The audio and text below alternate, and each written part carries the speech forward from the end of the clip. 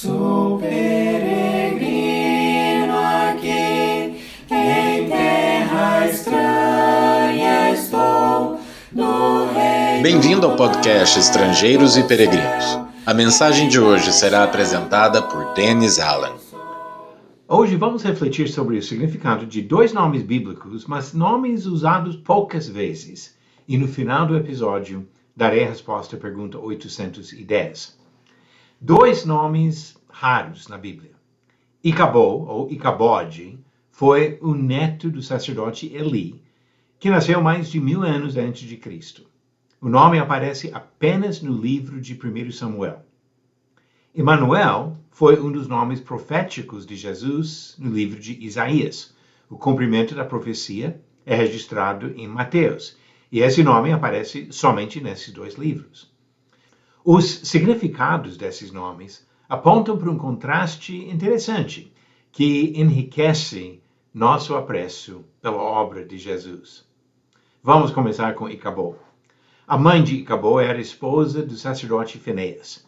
Ele e seu irmão Ofni foram homens corruptos, trazendo vergonha sobre Israel e provocando a ira divina contra a família sacerdotal.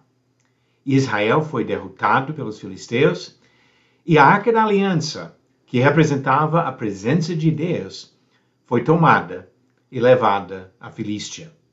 Finéias e Ofni foram mortos na batalha.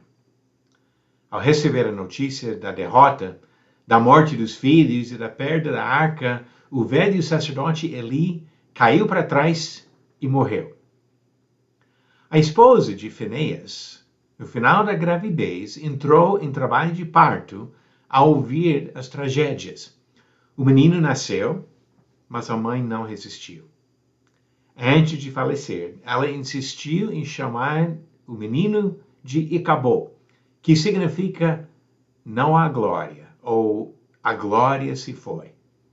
Suas últimas palavras foram: foi-se a glória de Israel, pois a arca de Deus foi tomada. 1 Samuel capítulo 4, versículos 19 a 22, contam a história do nascimento de Icabod e a morte da mãe dele. Icabod descreve bem a realidade relatada ao longo do Antigo Testamento. Adão e Eva pecaram e foram afastados da presença do Senhor. Os seres humanos se mergulhavam na maldade e Deus os destruiu no dilúvio. A história de Israel, a nação escolhida e privilegiada, foi uma de repetidas apostasias e infidelidade. Ezequiel teve uma visão profética na qual a glória de Deus levantou do templo e foi embora. No entanto, os profetas apontaram uma resposta divina ao problema do pecado humano. A mensagem de Ezequiel terminou com a volta da glória de Deus e a descrição de uma bela cidade chamada O Senhor está ali. Isaías profetizou do Salvador que seria chamado Emanuel, que significa Deus conosco.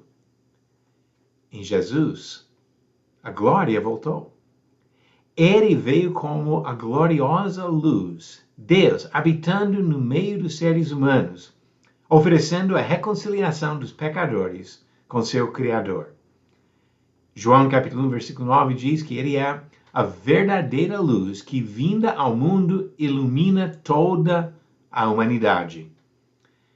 Em uma das suas cartas, João disse aos cristãos: ora, a nossa comunhão é com o Pai e com o seu Filho, Jesus Cristo. 1 João capítulo 1, versículo 3.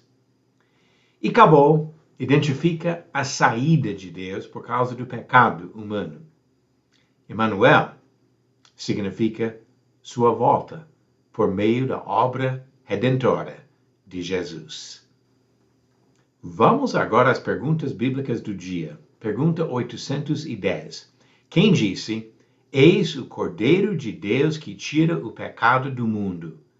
Alternativas: A. Moisés, B. Pedro, C. João Batista ou D. André.